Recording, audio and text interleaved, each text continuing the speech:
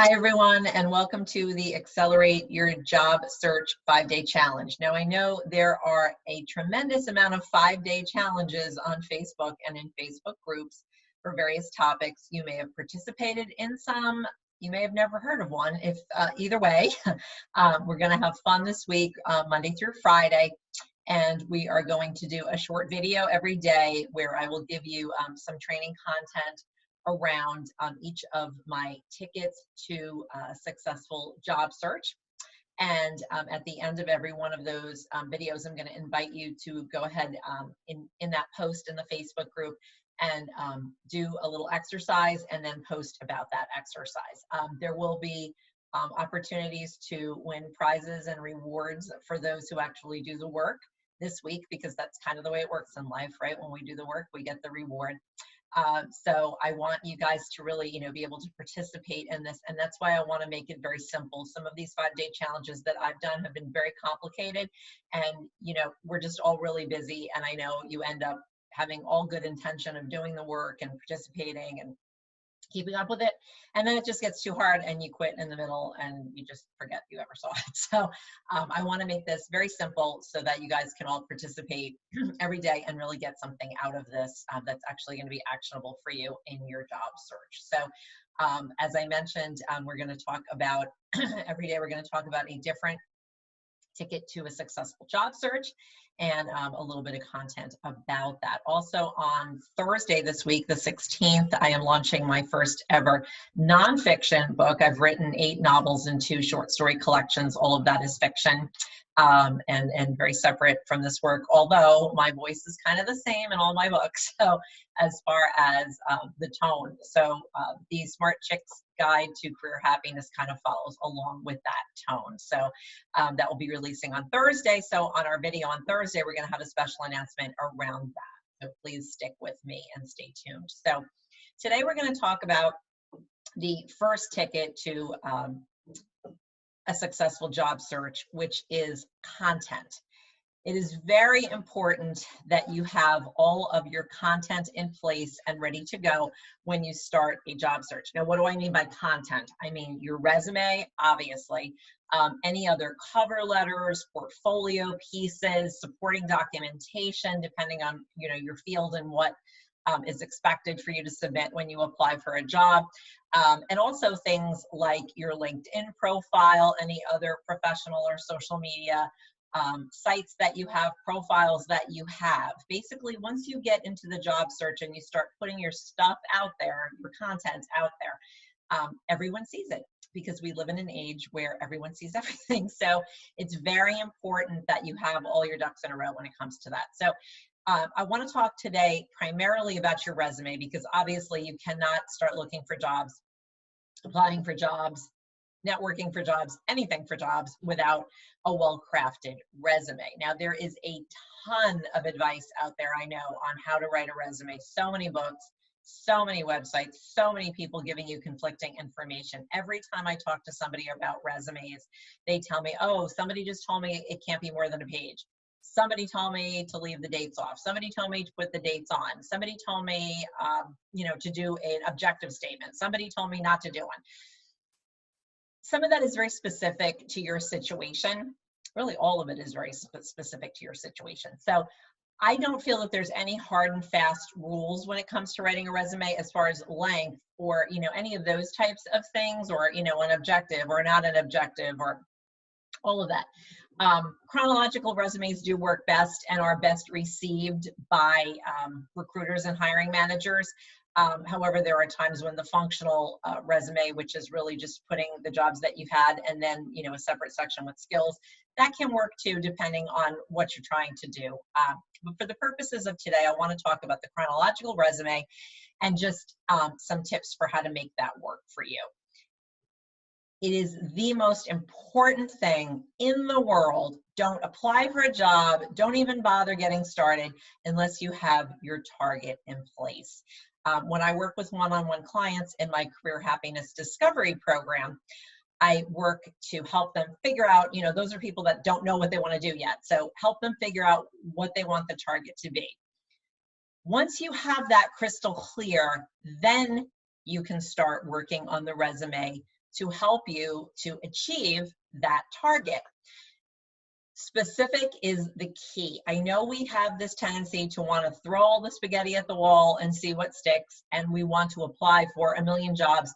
I've had clients that say, oh, I've applied for hundreds of jobs and haven't gotten a call back. And I think, really? Like, their resume doesn't look bad? And how could they, they have good experience. How could they not get a call back in this economy with hundreds of resumes sent out? And when I dig deeper into it, I see it's because they don't have a clearly defined target.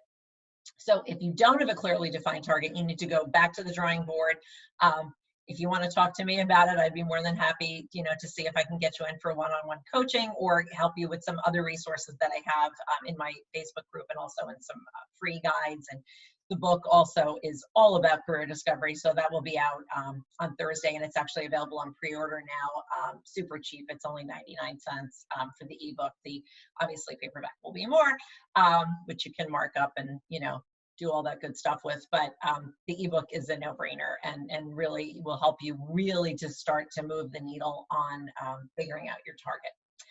Once you have your target, your resume needs to scream your target. You need to think of your resume as a marketing tool. Your resume is not a list of every single thing you've ever done. It is very difficult to separate yourself from the daily tasks that you do when you're writing your resume. Your resume needs to read as a marketing piece with you as the thing that you are marketing and advertising, you and your skills, obviously, as it relates to your job search. So it's very important that your resume is selling you for the thing you want to do. So if you've been a generalist or you've done a whole bunch of different things and you think, oh, I want to tell them that I did this and I want to tell them that I did that, you can tell them that in the interview. The resume is to get you the interview. So it's very important that the resume screams to the reader, to the hiring manager or recruiter, that you are the best person, or at least certainly in the top group of applicants for that particular job. It is very important that they don't look at your resume and think, oh, I'm just gonna pass on this person because I can't figure out what they want. They're too general, they've done everything. A confused mind does not buy. A confused mind does not call you for an interview. They need to be very clear on what it is that you want. So whether you do an objective statement, whether you do a summary statement, all of your bullet points, everything really, you need to think about, this is the job I'm applying for. This is what I really want to do. This is my target I'm going for. And you need to really go for it in the resume to get started in your content. Everything needs to support that. So take out the bullet points that don't support that. It's fine. You're not lying. You're taking things out. You're just omitting some things. You can talk about them in the interview. You can definitely use those things to leverage, maybe things will come up in the interview where you see, oh, well, yes, I did do that. It's just everything's not on my resume. That's totally fine. The resume is a place for you to talk about your accomplishments, not your job duties or responsibilities, but your accomplishments.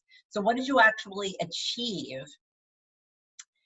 And what did you achieve within that specific skill set or that specific thing that hiring manager or recruiter is looking for? So we want to target, figure out exactly what we're looking for, and we want to write all of our job search assets. So the resume, the cover letter, the LinkedIn profile, everything we have at our disposal that people can see or that we're going to send them to help support the job search. We want all of that to scream it.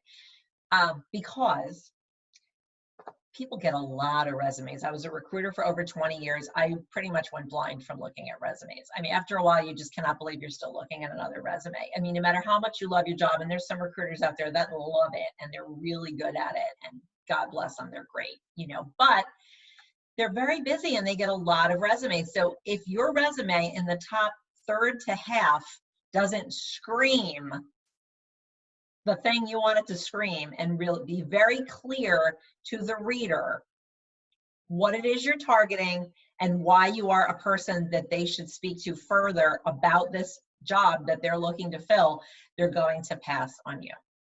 They're not going to dig deeper into the resume. They're not going to look lower down on the page. They're not going to read all the jobs. They're not going to see on page 3 that you used to do this thing. They're not even going to look to see, you know, if you have a clearance or a degree or any of that stuff. If that's super important for the job, somehow that needs to be in the top. It needs to be in the summary. It needs, your resume needs to scream and present the thing that you want to do. And now my dog is squeaking his toy, and I'm really sorry about that, but I'm not going to re-record all of this. So this is my life. So now I would like you guys to go ahead and think about what your target is. If you know what your target is, I would like you to go right now and take the resume that you have. Everyone has something, right? You have to start from where you are. So if you have a resume and it needs tweaking or it needs work, which I'm sure it does, they all do, believe me, mine does as well. Because we all don't do our own stuff. You know, they say the landscaper has the worst lawn and the cook doesn't make dinner for their family. You know, it's my resume needs work too. So I totally get it. And it's hard to work on your own thing. It really is. It's hard. You're very close to it. And also, if you've done it before, or maybe someone's helped you with it before, and now you feel like, oh, my resume is good, look at it as much as you can from an outsider's perspective and say, if this is what I'm targeting, look at the job descriptions, you know, pull them up that you're targeting. Even if they're not viable, even if they're in another part of the country and you wouldn't even want that specific job, if it's a job that looks like something you'd want to do, get those job descriptions in front of you.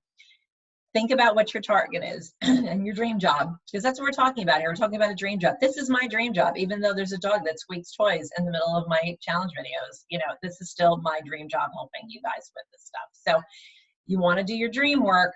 So think about your target, look at what you have for your resume currently, and be ruthless. Look at every single thing that's on there and say, does this support this target? If someone is reading this, does this help? Is this meat or is this filler? There's no room for filler on a resume. So go ahead and try to rework your resume like with this idea in mind.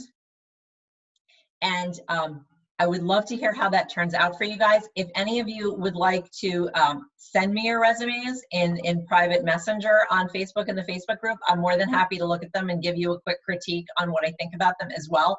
And as a matter of fact, that would actually be a super thing to do. I would definitely take advantage of that because I'm more than happy to do that for you guys.